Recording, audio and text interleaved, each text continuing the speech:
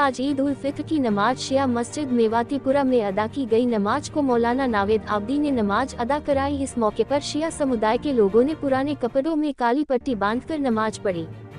इस मौके पर मौलाना नावेद आब्दी ने कहा कि अमेरिका इजराइल के द्वारा जो हमारे राहबर और मासूम बेगुनाह बच्चों को अमेरिका इजराइल ने शहीद कर दिया, उसके खिलाफ हम गम का इजहार कर रहे हैं, जिसकी वजह से आज पूरी दुनिया में शिया समुदाय द्वारा ईद की खुशियां नहीं मनाई जा रही हैं और यह काली पट्टी भी इसी का एक हिस्सा है। वहीं मौलाना ने कहा कि हम उन सब चीजों का बायकॉट करते हैं जो अमेरिका इजराइल और उसके सहयोगियों की है। हमारी हिंदुस्तान के सभी लोगों से अपील है कि आप सभी हिंदुस्तान का प्रोडक्ट खरीदें, जिससे कि हमारे देश की तरक्की हो और ऐसे लोगों का बहिष्कार हो जो बेगुनाहों का कत्ल करते हैं। वही मौलाना ने कहा कि हिंदुस्तान के अंदर हमको अपनी बात कहने का अधिकार है और यह अधिकार किसी दूसरे मुल्क में नहीं है। इसीलिए कहा जाता है कि सारे जहां से अच्छा हिंदुस्तान हमारा, क्योंकि हिंदुस्तान एक ऐसा वतन है जहां पर आज भी भाईचारा इंसानियत कायम है और हमें उम्मीद है कि यह भाईचारा और हमेशा हिंदुस्तान में कायम रहेगा। साहब, आज जो ईद की नमाज पढ़ी गई है काली पट्टी बांध के, इसका मकसद क्या है? बिस्मिल्लाहिर्रहमानिर्रहीम। जैसा कि आप जानते हैं कि हर मज़हब में, जैसे हमारे ईसाई हो तो ईसाई में पोप होता है और हमारे हिंदू भाई होते हैं तो उनमें शंकराचार्य होता है। इसी तरह से हमारे रहबर हमारे आयतुल्लाह होते हैं जो हमारे सैयद अली ख़ामनई, जिनके फ़तवे पर, जिनके उद्देश्य पर हमने हमेशा अमल किया है।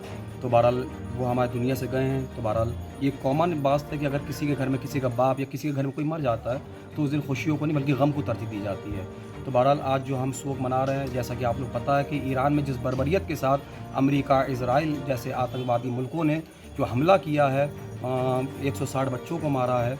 देखिए आज ईद है, ईद में हर घर में खुशी मनाई जा रही है। ईद के दिन किस माँ बाप को अपने बच्चे याद नहीं आते हैं?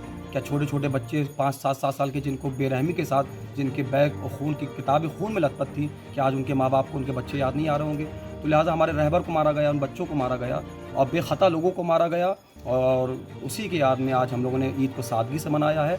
और बिल्कुल काली पट्टी आप देख रहे हैं, हम लोग एहतजाज कर रहे हैं अमेरिका इजराइल के ख़िलाफ़, क्योंकि दौर हाजिर के सबसे बड़े आतंकवादी मुल्क अगर कोई हैं, आतंकवादी हैं, तो वो डोनाल्ड ट्रंप है, नेतन्याहू और पाकिस्तान की ज़मीन है। और हम शुक्रगुजार हैं कि अल्हम्दुलिल्लाह हम हिंदुस्तान में हैं। इसके बरस आप पाकिस्तान में जाके देखें, जब लोगों ने वहाँ एहतजाज किया तो एहतजाज करने वालों को वहाँ गोली मारी गई है। ये आज़ाद हिंदुस्तान है, यहाँ हर किसी को अपनी बात कहने का पूरी तरह हक है।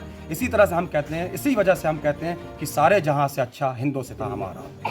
उन्होंने से एक चीज़ और, आज जिस तरीके से जो ईद मनाई गई है, क्या शिया कौम के घर में नए लिबास पहने गए हैं या पुराने लिबासों में लोगों ने नमाज की है? हमने पुराने लिबास में ही ईद को मनाया है, नए लिबास नहीं पहने। और हमारी शियत का हमेशा नज़रिया ये रहा है कि हमारे मौला अली इस्लाम ने फरमाया कि याद रखो, जिस दिन आपसे कोई गुनाह ना हो वो दिन ईद का दिन होता है। और रही बात नए लिबास की, पुराने लिबास की, तो एक बात मैं यहाँ कहना बहुत ज़रूरी समझता हूँ कि लिबास बदलने का नाम ईद नहीं होता है, अपने आप को बदलने का नाम ईद होता है। कि आप अपने आप को बदलें, अपने मिजाज को बदलें, अपने अंदर हमदर्दी जो है उस हमदर्दी को ज़्यादा बढ़ाएं, यही असल में ईद है। मौला आज बायकाट किया, क्या किया आप लोगों ने? हमने जो बायकाट किया है, देखिए हमारे मौला हमारे आका ने फरमाया है कि हमेशा मजलूम की मददगार बन के रहो और जालिम के हमेशा दुश्मन बन के रहो। हम ये चाह रहे हैं किसी भी तरह से जालिम की मदद नहीं होना चाहिए, क्योंकि जो आप प्रोडक्ट देख रहे हैं जिनका हमने बायकाट किया है, ये अमेरिका इजराइल की जो लोग मदद कर रहे हैं ये उनके प्रोडक्ट हैं। हमारे रहनुमा हज़रत आयतुल्लाह ख़ामनई रहमा और स्कूल में जो बच्चों को 69 बच्चों को मारा गया है, हम नहीं चाह रहे कि इसी तरह से ये लोग आगे चल के किसी और दूसरे मुल्क पर हमला करें। इनकी चीज़ों का बायकाट हम लोग पूरी तरह से कर रहे हैं और हमेशा हम करते रहेंगे। इसको बायकाट करने का हमारा एक अहम टारगेट ये, हम ये चाह रहे हैं कि हमारे हिंदुस्तान वाले हिंदुस्तान की चीज़ों का इस्तेमाल करें, विदेशी चीज़ों का बायकाट करें, स्वदेशी चीज़ों का इस्तेमाल करें, ताकि अगर हमारे हिंदुस्तान की चीज़ अगर कोई 2 रुपये महंगी भी मिल रही है, वैसे 2 रुपये सस्ती मिलेगी, 2 रुपये महंगी मिले तो आप हिंदुस्तान की चीज़ों को यूज़ करें, ताकि फ़ायदा हिंदुस्तान का हो, ना कि हमारे दुश्मनों को, बाहर के मुल्कों का हो। इस बायकाट का मकसद ये है कि आप हिंदुस्तान की हर चीज़ को फ़ायदे में लाना चाहते हैं। फ़ायदे में लाना चाहते हैं। हमारा मुल्क सबसे ऊपर रहे, हमारे मुल्क को फ़ायदा पहुँचे और हमारे मुल्क का जो स्टेटस है वो हमेशा ऊपर रहे, यही हम चाह रहे हैं।